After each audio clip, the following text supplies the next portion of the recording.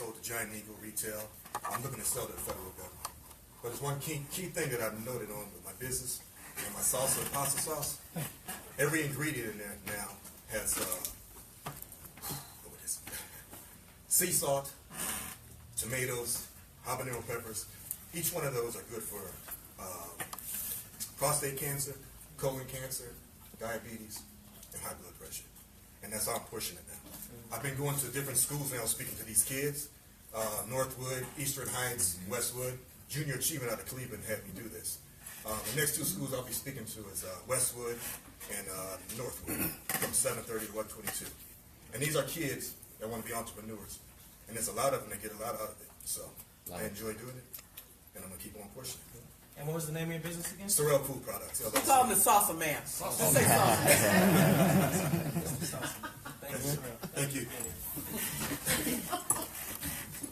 I'm Daryl Johnson. I'm director of the Minority Business Assistance Center for Region 5, which includes Lorraine, Cleveland, as well as 7 other counties. So I'm glad to see you all here today. I'm Tara Harkness, and I'm the consultant for MBAC here at this particular location. So.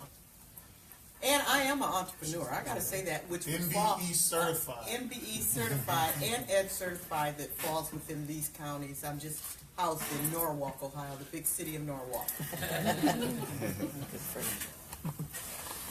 Hi, my name is Tashika Johnson, and I am the owner of We Adhere Solutions, and we are developing a technology for data analytics for hospital systems and physicians. I'm Tobin Buckner. I'm currently the business counselor for MBAC, working with Daryl, and these are two of my past clients here. I've worked with the Akron Urban League in the past for several years, and also Jumpstart for a few years, working with developing and growing entrepreneurs. Nathan Crawford. I am the owner-operator of NEC Logistics here out of Lorain County. So I do logistics for transportation, so everything's delivered on the truck, and so that's how I operate and run my business. Nice to meet you. Okay.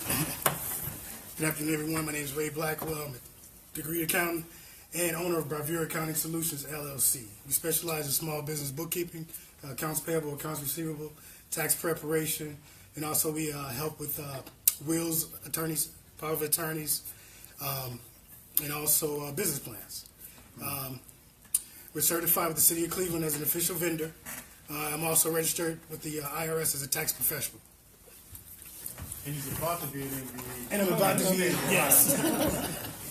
Very soon, very soon. Hi, my name is Sharon Pearson. I'm the new community outreach manager here at Lorain County Urban League. I just started about March 1st. I also have a business, As You Wish Travel Agency. Our travel agency focuses on all-inclusive resorts and also cruises and international flights and things like that. My husband and I own that together. We started about 2.5 years ago, so I'm glad to be here. Thank you. Hi, my name is Mario Williams. I recently started a car wash and a detail service about 4 months ago. I just come for a little more knowledge on how to prepare and do a couple things. So I'm here. Thank you. Tom Jama, Superintendent of the Elyria City Schools, resident of Elyria, proud parent of a Elyria police officer, and that police officer is going to give me a grandchild tomorrow night, so I could not be more happier with my son and his wife. Now, he's not going to do it. She is going to do all the work. And, but part of the Elyria City Schools and anything I can do to help our community, that's what I'm all about. Hi, I'm Ann Schloss. I'm the Associate Superintendent for Elyria City Schools, product of Elyria Schools. So I've been here since I was 5. So when people ask me how long have you worked in Elyria, it's 40 some odd years, so in some capacity. So I'm really excited to be a part of this. I've worked with some of you in other capacities over the years. So looking at whatever we can do to partner and do what's best for our children. So. My name is Janie Justice. I'm the Family Self-Sufficiency Coordinator for the Public Housing at the LMHA. And we're actually looking at starting, it's in the very early stages, but some support and training for our residents that are interested in micro business. We find that, especially, I'm not going to say anything that we don't already know, but I have the number one obstacle of my families that are trying to become self-sufficient is transportation. And I'm hoping, as I've seen some demonstrations from other housing authorities, that we're able to provide micro-business training and the digital marketplace training to bring income to these families. So, as I said very early on, but I'm really looking forward to gathering some information and some partnerships, hopefully. So. I am Michelle Fairley of Valuable Solutions. It is an image consulting company, success coach, and mentoring. I met a lot of people. I'm very good with organization. I met a lot of people that have great skills, but when it comes to presenting their image, it was not matching the skill and the image. The skill is good.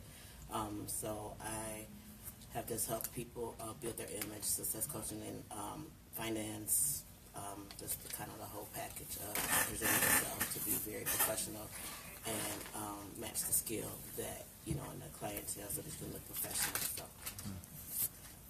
Hi everyone, I'm Latanya House, and with me I'm doing like two things. Me and 6 other people just recently started a company called S2SG, where we're working with trying to lower your gas bill, light bill, internet service, and through it all, each time you sign up for this program, you're saving a percentage and you're also feeding kids at the same time. And also I'm doing something on my own where I am I want to start my own trucking business.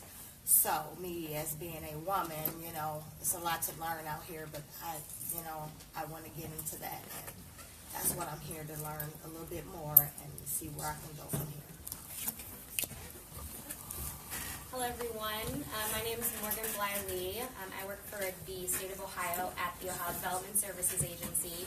I'm a public information officer in the Office of Communications, so I do a lot of marketing communications for minority business, for federal government contracting, for exporting, and then also small business. So I work with a lot of partners across the state to do the storytelling of the success stories that come from the small businesses that are creating jobs and increasing sales for their businesses and giving back to their local communities. So I'm really excited to be here today and to kind of hear from you all what you guys have going on in Lorain. Thank you. We had 2 other folks come in. I want to just introduce themselves as well. Start here. Hello. I'm Greg Fluker. I'm with Fluker's Flowers. I'm a local small business here in town. Legend. Hi, my name is Tiana Darden. I'm 24 and I'm a salon owner in Bedford Heights, Ohio, and I'm looking to open up another salon soon in the area. Nice. So now that we've got intros, I'm going to kick it over to Mr. Jeffrey Johnson from the state here, who is the director of these programs that focused on minority businesses. And he has some great information to share with us. And as I said before, if you have questions, please ask them. We want this to be an interactive time. And I apologize if I interrupt, because I'll have questions. I know I will. So, but let's welcome him up. Go ahead. First off, good afternoon. Again, Jeffrey Johnson, Chief Minority Business Development Division for the Ohio Development Services Agency.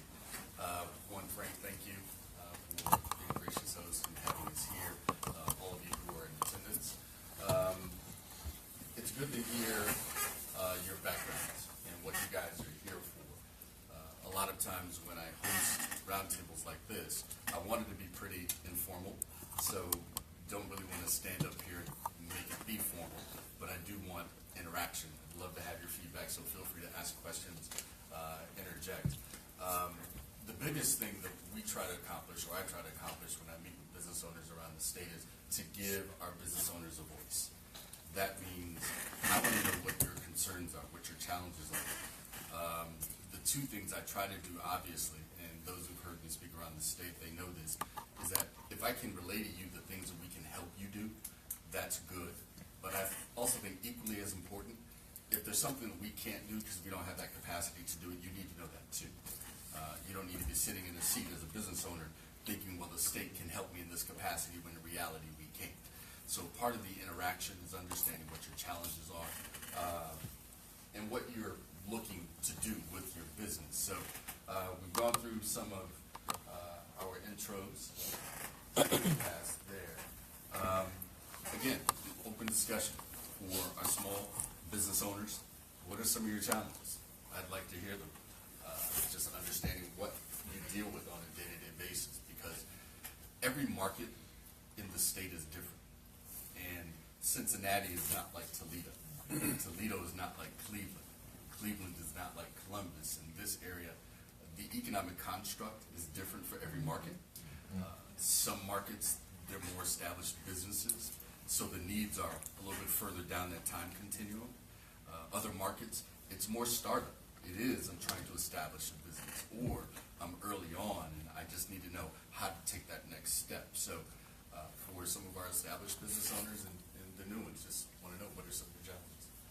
Yes, sir. I would say mine is having access to starting capital to bring in and train, develop, and also develop and acquire quality talent. Okay. Okay. For example, like what the young lady was saying just now about wanting to be able to point people in the right direction about being able to train them and get them hired.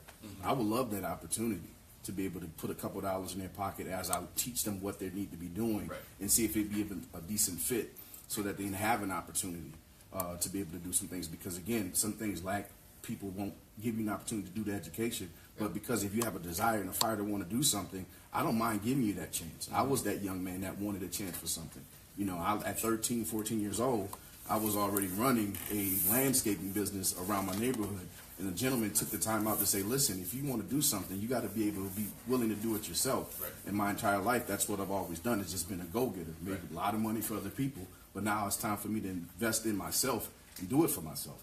But at the same time, wanting to be able to engage the community, to be able to let them pull themselves out. I need access to that type of funding, if it's possible. And I think that's going to be a common theme for a lot of small businesses. Your working capital to put a butt in the seat. We recognize that as well. I also think another thing that you said, I want to make sure I emphasize for everyone here, and that is sometimes get-togethers like this help because you hear exchange of ideas. So you're into logistics, you want to start a trucking company, there's some knowledge that can be exchanged there. Absolutely. And making sure that those things happen. So I try to encourage people to do that when we're in these settings. And then lastly, as business owners, your energy, your blood flows a little differently as a business owner because this is your thing. And to have that desire, I try to emphasize to our partners that if you're looking for the state, and I say this time and time again, the state isn't here just to have our business owners have a state contract and exist on that state contract. That's not what this is for. That's an opportunity for you to expand your business and grow your business. So, for example, if I give you this visual, if you have a state contract and you have the capacity to do that, it's incumbent upon you to work with us and our centers, Tara and Daryl, to say, what about our local relationships, city, county, schools, hospitals? You develop that capacity. Then you may have the opportunity to develop large enough to do a federal contract, which requires a little bit more. But at the same time, we're working with you to make sure that your private sector business is growing and developing. That's more holistic. So for our partners that come to these meetings and say, I just want a state contract, I have to tell them that's not what this program is about. And when I met with the governor, when I first was being considered for this role, the word I stood on when he asked me my thought about minority business in the state is that we have to make them more sustainable. How do you make them more sustainable? It's more than just a state contract. So I appreciate the go-get in nature that you got, because that's what it takes. So if you're looking to expand and grow your business, yeah, it's going to take a little bit of work. And if our business owners are willing to put that work in, then we, as a state, and our resources are willing to help you get there. One of the things that I've learned in working with, which I fortunately have worked with pretty much all of the city, but one of the things that happens, there's a misconception out there in reference to getting money. So the first thing we hear, there's some grants out there. Let's get some grant, So once you get past all that to say it's not like that, you still got to qualify. You still have to go through certain things and certain channels. And let's face it, as a small business, if you have nothing of a collateral, you better have a 700 plus credit score, because otherwise you're not going to get anything. So we have to get all of that out of our mind and debrief and say, okay, now how are we going to start this business? So go ahead. So 2 points to that. Another commercial, actually 2 commercials. One commercial is with the credit score. That's what the Urban League is here for. We're here to help you try to get your credit score up and repair your credit. That's one. The other piece, you mentioned the capacity of small businesses. One thing we found when people trying to get funding was they didn't have a business plan, a solid business plan. So one of the things I want to make sure I share with you folks, we recently partnered with Kent State University, and their class is actually preparing business plans for entrepreneurs. So I know a couple of you have gotten a chance to meet with those students, but we're trying to close all these barriers, especially these things where, we talk about business plans sometimes like resumes. Like sometimes you can get something without it sometimes, but it's better to have one than not have one. So we're here to help you out with that. Just 2 commercials. And again, it seems very simple and rudimentary, but some people overlook that fact. So one of the things I also want to emphasize with you is that working with the Urban League, through our Minority Business Assistance Centers, through our Small Business Development Centers throughout the state, all those resources are available to our partners. Whether you're majority, minority owned, it doesn't matter. I'll give the Cleveland Urban League as an example. They also have an SBDC located there with them. And the SBDC has, I think, a 7-step plan for startup business. So if someone walks into the office and they see Daryl and they say, I'm starting a business, he can go to that SBDC and say, I've got a partner here. They need to establish some of that startup information to get them going. And then when you get to a certain level of scale, because you can't be certified as a minority business unless you have 1 year of operating experience. And then when they reach that scale, then they come back to Daryl as part of our Minority Business Assistance Center to help them carry on. So it's more holistic than a lot of people realize. And so what you guys are doing here to partner with Kent State for business plan development, that's the other thing that we encourage our partners in our centers to do, find those other resources to help our partners so that you don't feel like you're stranded out there. So I will talk about some of the other resources, but that's a great point. But that's why we're here in terms of minority business development for the state. Okay. To your point about access to capital, that's what we hear a lot. Network access, from that perspective, it is other business owners. If there's a larger business owner that can help share information.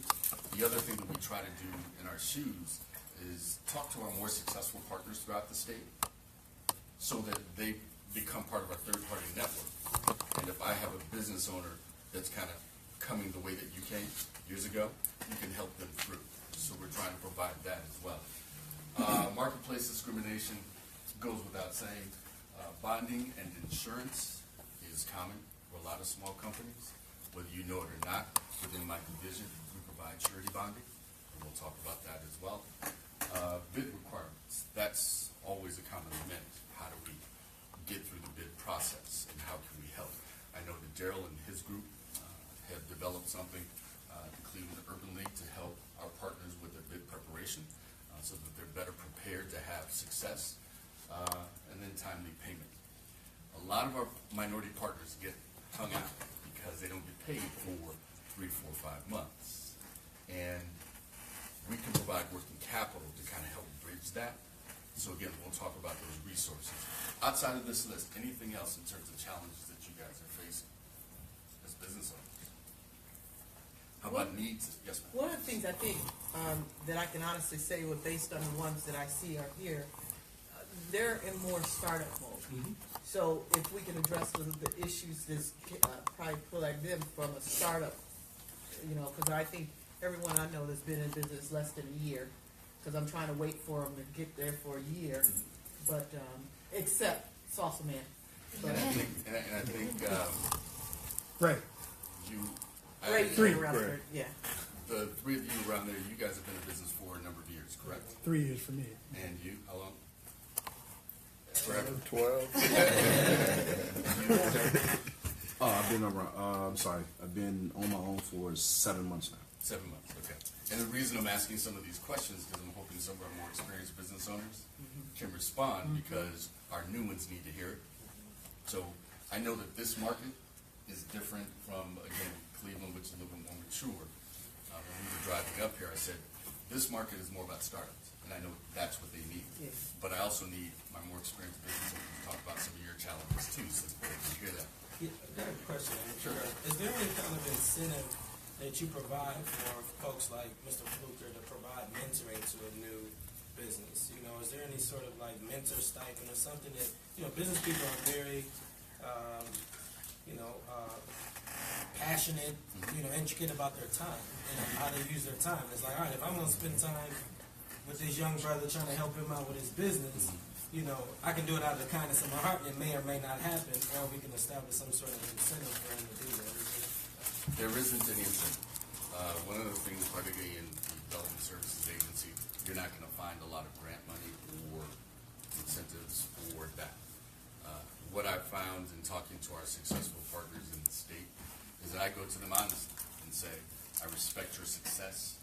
I would love to have you be a part of our third-party network because I have a lot of startup and struggling businesses that need your knowledge. Would you be willing to at least offer them some time to help them through? Invariably, every single one of them has said yes. They have said yes. So when we talk about resources, and again, we'll get there, I'll draw another visual for you. When I first started in this role in September 2015, I wanted to understand the resources I had in my division, and we'll talk about that. But also, a higher development services agency has other resources that our partners can access. For example, we have an export program. If you want to sell your goods or services in another country, we can help you establish those distribution networks.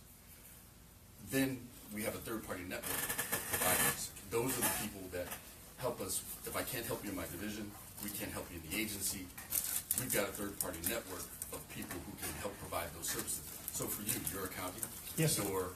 your succession planning, we've got people in that third-party network to help our small business partners to access that. We don't provide micro-lending at the division or agency level, but we've got a roster of micro-lenders throughout the state that we can put you in touch with. We've got lawyers, we've got accountants. So we're trying to be more holistic in terms of our approach in trying to help our partners, and that's where that comes in to help them. The second thing you mentioned on there, I think, is another, because it's not just funding. I think it would help a business person to have that incentive, but network access. The fact that if I was a successful business owner for years, and I say, yeah, I'll work with this young man, I would love for the state to say, all right, by doing that, you're now a part of our roundtable, our minority statewide roundtable. It's going to give you access to special access. It's going to give you special access to certain folks. So in the state is doing that. Maybe this brainstorming idea session that you were talking about before, but is there something in place? If that's something of interest of having some sort of roundtable formal network for minority businesses who say yes to you when you have. And again, there's nothing for them because there's so many different businesses, and I'm going to let Daryl speak because I'm also going to ask you to talk about something too. Nothing really formal, but we try to do it informally because we want those relationships to be organic. I can't tell you how many business owners who are starting who just expect opportunity to come. And we have to tell them, you have to establish a relationship. So when you were talking about your business, your blood flows differently. What's required of you is the energy to go out to make sure you establish those relationships, keep them going, and build them so that there's a trust that people will know that you can provide that service and they know that you can get it done. So it's more organic. I want you to talk and hold your point, but an example of the networking that goes on. When I first started in this role, there was a lady who had a trucking business with one truck. And she's got 7 now, correct? Right. And I want you to tell this young lady about that story and where she stands now, because that's why this is good. Because you need to understand, it's a hard hustle, but it can be done. Go ahead.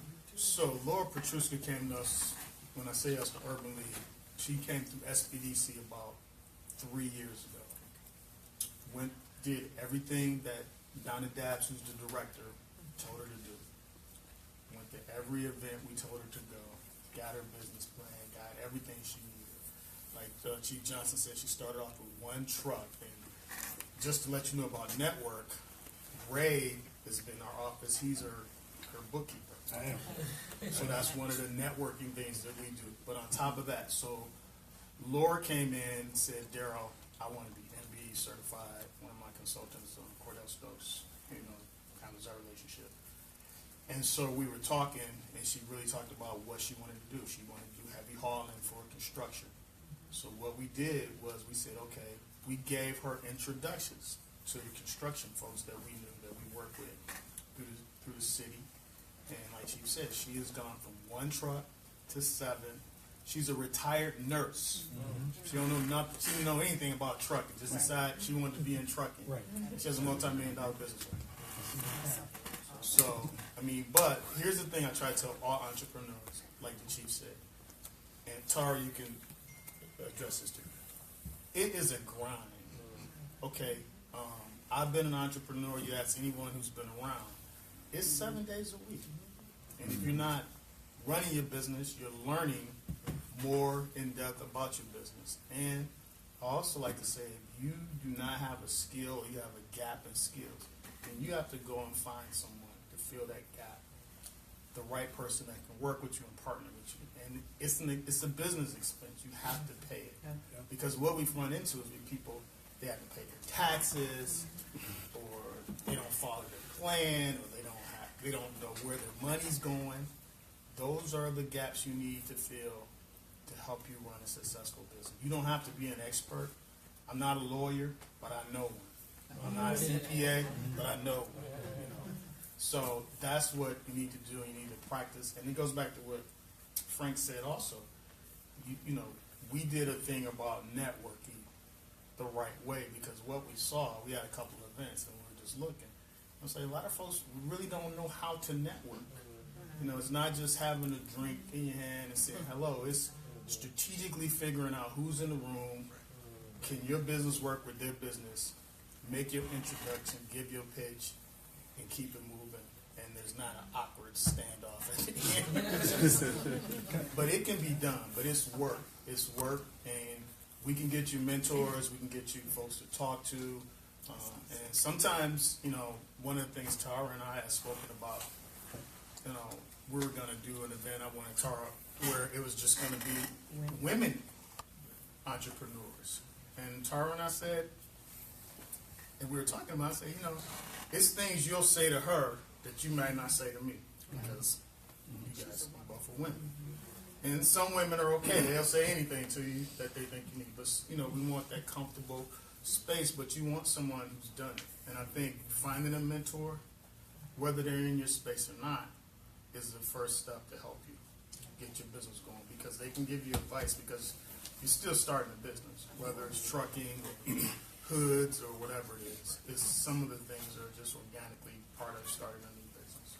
So as part of our city network, and I saw your hand for the question again, our assistant centers, all this is free. It's no cost. Again, we'll talk about some things for access to capital that may interest you guys. But to your point, that resource network, this is just an example of how this works. So my brother back there who wants to, on the logistics side, one of the largest third-party logistics companies is in Stowe, Ohio, Northeast Ohio, Charlene Chesney's. And she has been doing this for a long time and doing it very, very well. So again, if there's a connection that needs to be made to say, hey, this is where I am in my growth process, we can facilitate that as well. Okay. No, I'd be gladly to take that opportunity. Me as an owner, I used to work for someone for 2 years, and being able to come from the consultative side, dealing with decision makers is what I was always good at. So I have a network of contacts, over 100,000 people. I'm one person. But my whole thing is just as my company continues to grow, is being able to, again, have more doors and more things to knock on, because, again, my time is so short with trying to handle so many different things. It takes away from me trying to, again, earn more opportunity. Right. And that's a problem with a lot of business owners when they get started. You're so myopic because you're focused on making sure your business runs, that these other things get lost. That's why Daryl, Tara, and Tobin, that's why they're there. to remind you of those things and bring them into your view, okay? Our assistance center network is there for that purpose, to make sure you don't lose sight of those things, okay? So you've got 3 people here that service this part of the state that can help you get there. Sorry, did you? Well, I just want to chime in off what Daryl just said. Some of the challenges that I see for my clients, small businesses, is that they're making money, but they're not necessarily profitable. And one way that you guys as small business owners can monitor the health of your business is through financial reporting. A lot of people, they're making money day in, day out, hand over fist. However, their business processes are all over the place. So they don't have a gauge of the financial health of their business. All right. So one of the challenges that I see off, not on the list that you had, was companies having a challenge knowing if they're profitable. Right. And along those lines, and I share a report to our regional network of centers, it's understanding that and what it takes to be profitable. Right.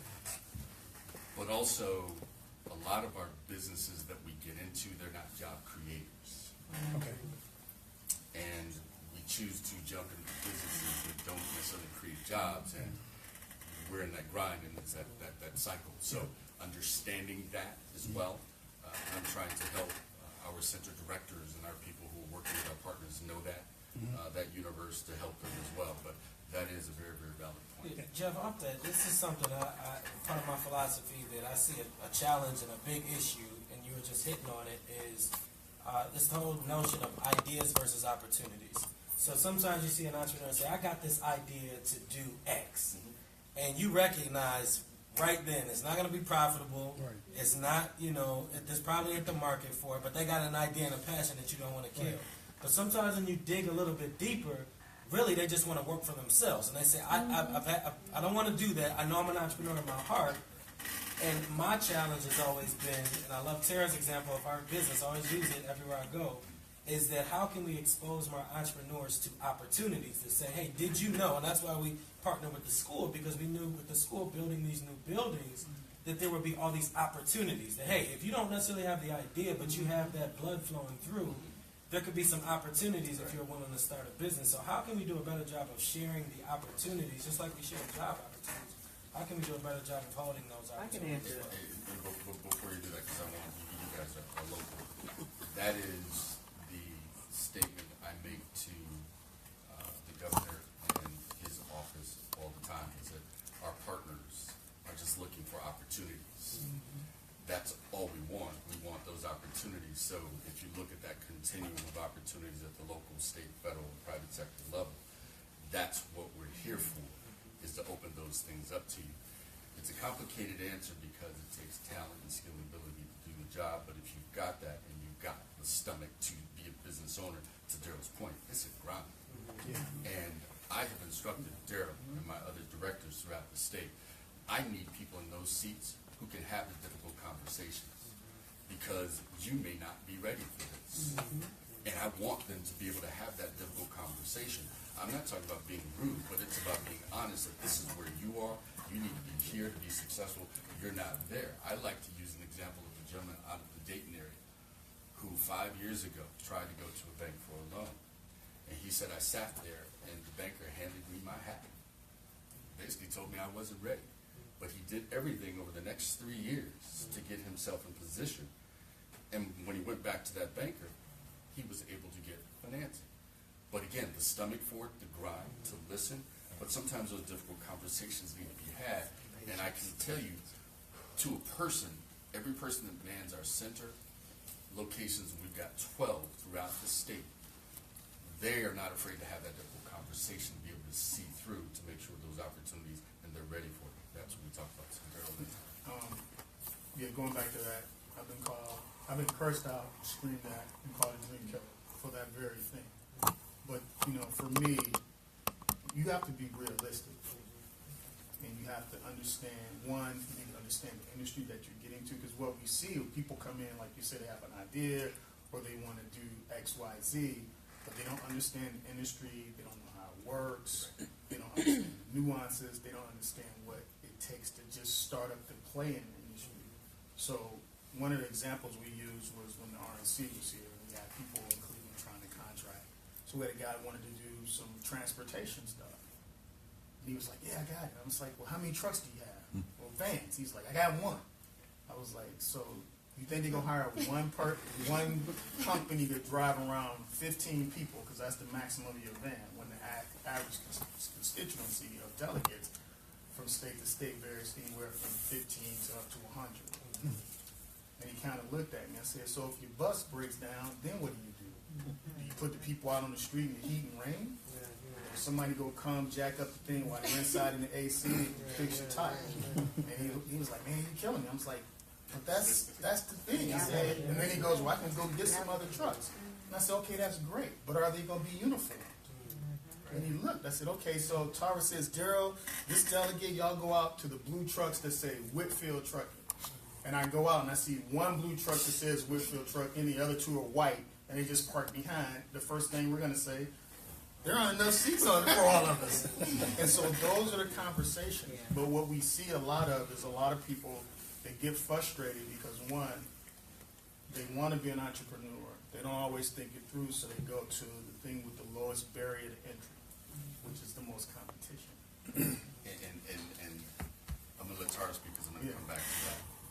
Yeah, I wanted to use myself as an example, because I started a business 6 years ago, and we cleaned kitchen exhaust hood systems, and it was a niche market. You don't see minorities, you don't see females, but I was consulted by way of saying I needed a hood cleaning company, and I said, okay, I got to find one. I didn't even know what one was. I said, where do I start? So I went to the internet, found one, started talking to them.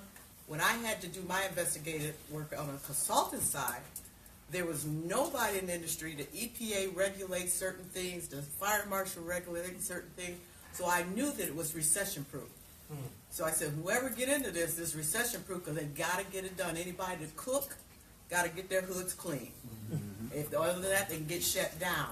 So then when I went to the state's directory, I said there was nobody out there that was doing it. There was a minority or woman. So I found a niche market, but I still did not know. I asked the guy, would you show me and train me after I came back? He said, I sure will. So we got certified. We have 6 employees. We're in Norwalk, and we do Cedar Point, Kalahari, Cleveland State. So we have large contracts. But I tell you, when, everybody knows my story when I consult with them, because I tell them for the real deal. It wasn't easy. I found a niche market, but I'm still grinding. Now I'm going to give the state a plug. Because of the code, the NAICS codes that you guys hear me talk about all the time, it falls within the kitchen parameters. So I get a call from David Moore out of the state, and he says, you know what, there's some opportunities for you. All these schools being built, and because you deal with hoods, it falls in that code. We need to hook you up with some of these vendors who are providing appliances to the schools.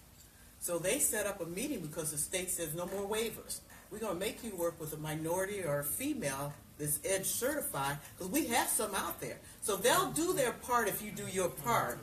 And he interjected us, and I met with a company right in Huron, and I just bid over a $100,000 job because of that and won. But it's one of those things that, the workers' comp will kill you. The insurance will kill you. But you got to keep going. So I tell them, don't I tell you guys, it ain't been easy. There are days I cry and eat peanut butter and jelly. Everybody get paid but me. But I feel that I have to tell everybody who wants to start something niche, because there's so many opportunities. I want you to do it, but just know what you're up against. And so having that conversation with our partners is something that we try to make sure we're honest and we're consistent about. To Daryl's point about getting involved in a business where that's where all the competition is, I shared with our network a study that was done that shows that 50% of all minority businesses are in the bottom 20 industries. 50% of minority businesses are in the bottom 20 industries. So somebody comes to Daryl and they're there. One, that business plan has to be well thought out. That market research has to be well thought out. And you're going to have to prove to him why you're going to be a success when you're in that particular industry. that's the kind of information we're trying to provide our clients to make sure they do have success. So it's all part of what we do. Again, it's for free, no cost. But I'm trying to let you know, we've got counselors, we've got directors, and people who will understand your plight and kind of help you get directed correct. Real quick about our program. We have a direct loan program within our division. It's typically 15 years for real estate, 3%, 10 years for equipment, 3%. Typically can't get that bank funding. We can go under 3% in most cases, but again, you've got to be MBE certified. We provide surety bonding as well. So that is a capacity builder for a lot of our partners because you need surety bonds, whether it be for a bid, performance, or pay. So we do all three. We have 2 collateral enhancement programs, and this is something that I want to continue to hammer home to our partners throughout the state. The collateral enhancement program is a program whereby if you have a bank underwrite your line of credit, we can cash collateralize your collateral shortfall up to 50% if you're MBE certified, up to $500,000. So if you need a line of credit, and you get a bank to underwrite, and they approve it, we will put cash to collateralize that in the bank to the extent that you have a cash collateral shortfall up to 50%. A lot of our partners don't know about that, but it helps bridge gaps in timing. So when you talk about not getting paid for 3, 4, 5, 6 months, that can help facilitate that, or butts and seats for temporary employees. So something I want to make sure you guys know, and as I talk to you guys, I'm putting this on your mind so that you can spread the word to your other business partners and people that you know. This is available to you, particularly if you are MBE certified to get a cash collateralized up to 50% of your collateral shortfall. So that's very, very valuable program. The 2 state certifications, we talk about MBE, but we also don't want to be remiss in talking about EDGE. Women-owned businesses don't fall into the MBE program, but the EDGE program assists with economically and socially disadvantaged business enterprises and also encompasses women. The difference in state contracts is that the MBE program requires 15% of all contracts be spent with minority businesses. The EDGE is only 5%, so recognizing that. My goal and what I see for our centers, again, this is not just so our partners can get a set-aside contract. It is my goal, my hope, my intent that our partners who do business with the state will grow to the extent that they have credibility, such an excellent history, that now they can bid in the open market and be competitive and win. So you hear about the state meeting the 15% set-aside. That is a law. It isn't aspirational. It's a law. I'm trying to help our partners become successful so that they can bid in the open market. So we get 19%, I think, in participation, and an additional 2.4% was in the open market. It's that 2.4% that I see as being the one that we can make the biggest dent in. Because if we build our businesses the way we should be attacking that so that you can now bid in the open market.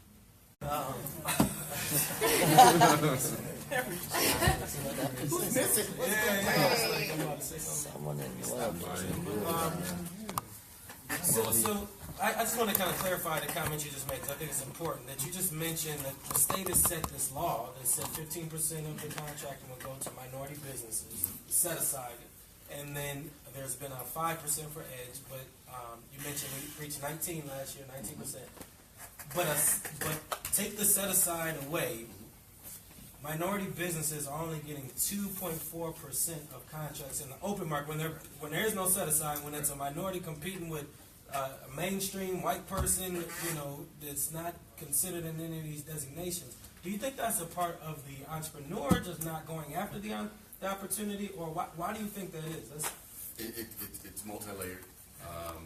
It is them not going after the opportunity. It is not getting minority businesses to bid that are strong enough. And a lot of it is on the procurement side, reaching down into the bench so that you start to get newer people. So that if you've got 3 people that you called on for this contract, but there are 5 below that, once those 3 get 1 or 2 rounds, then you need to start digging a little deeper so that those three can now bid in the open market because they've shown the capacity to do that job. That's what we're trying to do. So there are a lot of layers to that and working in concert that's not happening and should. But the more we publicize it, the more we work with our minority partners to become stronger, we can address that. Because there's two folds there. One is that even with the schools, we've talked to them about with these buildings having a set aside, which it just sounds like it's not going to be possible in this situation. So we need to have folks, competing in the open market. So this is a goal for us as well to get folks to the level where they can compete. The other piece that's kind of tied to that. I'll wait to share. I want you to think about that because I want to make sure I'm going to touch that first point.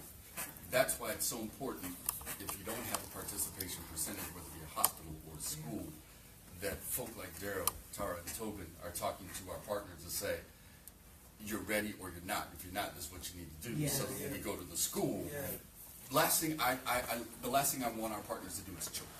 Right. I don't want you to choke on a contract. But this is the thing, though. Other groups choke. You know what I mean? We don't have that option. So that's why I'm adamant with them.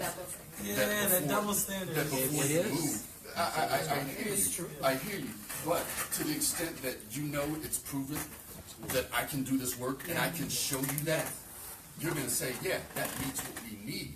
But it is what it is. We can't get around that. And as I tell you, as an entrepreneur, either you got the stomach for it or you don't. Well, let's talk about goods and service, okay? Because that becomes very relevant. The other part, too, of that problem is we can't get direct to the manufacturer, okay? There is no freaking way that I could go out there and call a big freezer company and say, yeah, the Leary schools need 4 freezers and they each cost them $250,000. Could you send me 3? They're going to look at me like I'm crazy. So for us, and I've said this, I said we got to develop relationships with the manufacturers where we can go direct, because automatically our prices are going to be higher if we got to go through another third party to get to the manufacturer. So we bid ourselves out of that project right away. But so it's up to us to develop relationship not only with the state, but like Jeff's saying, is with the manufacturer, with the private sector, where we can say if Takesha is ready to go, hey, we got her. We done vetted her. She's ready to go. She can do this, this, this, and this. So we're selling you all. We're selling you all. So we got to have those relationships with manufacturers. I'm going to have Joe because I want to make sure I wrap up. I just got a few more slides in the next 5 minutes. But no, go ahead. No, one of the things we just did, I met with the Cleveland Federal Reserve Bank, and we talked about, they didn't have any idea of what we did, but we talked about our MBEs and what we do. And so, as I'm talking to the people, and they were like, we need this and this and this, we came from a minority, MBEs. I was like, well, I have those. I know specifically companies who can come in today that we've worked with that are state certified or vetted that can do the job. And I said, oh, by the way, we have an MBAC office in Cincinnati, so your Cincinnati office, because I used to be a banker, I know they have an office in Cincinnati, you can call them for any work you need at the office there, and they can give you certified MBEs. And they were like, oh my God. So we sent them a list of MBEs like a week ago for all the areas they're looking for. So we advocate. Yeah, I get that. I'm just saying, but even that conversation you had, so you talk about demographics. Cleveland, majority minority community, high minority population in Cincinnati as well. You look at a community like Lorain County where there's a 10-15% minority population, the conversation's a lot different. Their mind isn't thinking, oh, I need to think about how I can satisfy the minority population. Their thing is they're thinking open bid everything. So how can our minority business be in the pipeline when the culture isn't here in Lorain County to say, we got these set-asides. We have to think open. And I think, great question, but I think one of the things we try to do when we place people in their positions, having Tara here and understanding the local landscape is going to help immensely. So we want to make sure they can build those relationships locally because it's going to take conversation. To Daryl's point, we talk to people all the time. They don't know what minority business does in this state. They don't know about our assistance centers. They don't know about the resources we provide. So most of my year and a half has been education. Joe, when I first met you in the fall when I started, it was about credibility, wasn't it? Yeah, I was pulling my hair out. And pulling because people didn't know what the center did, how they could help. There was no credibility. So I said, then I got to go around the state. We need to talk to businesses to help them do that and establish it. So to your point, it's the education. And then you find out that if we can provide you, to your point with the Federal Reserve, I've got them, don't know where to find them. Tara, you know what they're looking for. Let's find them. Then that relationship, you can trust that, and we grow. It's a process. Tara's done that here. Most of you don't know. One of the things we talked about when she started was building opportunities. So she's going to chambers, she's going to these large organizations, just educating them on what we have and what our MDs can do. But we got to make sure that when you get your chance at the back, that you're ready to take a full swing. And that means product, process, and people, and having the capability. The 3 Ps are so vital when you step into contracts. So always remember that. Just show you guys some statistics in terms of set aside spend, just under $300 million in the most recent fiscal year in June of 2016. Again, benefits is being MBE certified, financial bonding assistance, the management and technical assistance. You've heard from our counselors. You know they're pretty sharp all throughout the state. This is what we have. I encourage you guys to use them to the extent that you know people who can use the services. Please spread the word. That's why they're here. That's why they're here, to help you guys grow and develop your business. I'm going to give you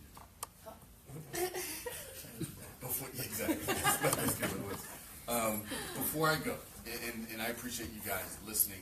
I appreciate the input. Any other questions? I am here. I want to make sure we can address your concerns or questions. And if we at least satisfactorily kind of address some of your gaps in knowledge about what we do. Was it helpful? Yeah. Helpful. At least learning about what we do. Just learning that you're here in Elyria was tremendous, because I didn't even know this building existed. So one of the things that we've done is that we have 7 host organizations, but we've got 12 to 13 centers. Okay. I consider this a center because anything you can get in Cleveland, you can get through Tara here. Yeah. All right? So that's what we're trying to do. We're staffing people to make sure we've got representation throughout the state. Okay? So anything you need here, you don't have to travel all the way to Cleveland. I know you don't want to see Daryl anyway. Yeah. Down there all the time. Anything I can help you guys with? Any questions at all? I'll be around here for a few minutes afterwards. But thank you for your time. I hope this was helpful for all.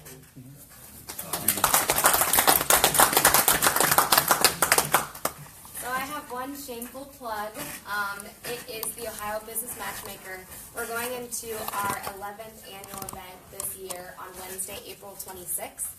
It's the largest government to small business contracting event in the state. So I want to make sure that you guys are aware of it. It's in Dayton, but I think it's well worth the drive and the opportunities that you'll get from it. There are going to be hundreds, million-dollar contracts represented at this event, where you'll have large prime contractors from like Battelle or Cardinal Health or Procter & Gamble or GE, where they need diverse suppliers to make sure that they're able to do the spending there. As well as state government agencies, local government agencies, as well as federal. So that's really important for you guys to know. And then if you are someone that's looking for diverse suppliers, whether it's MBE certified or EDGE certified or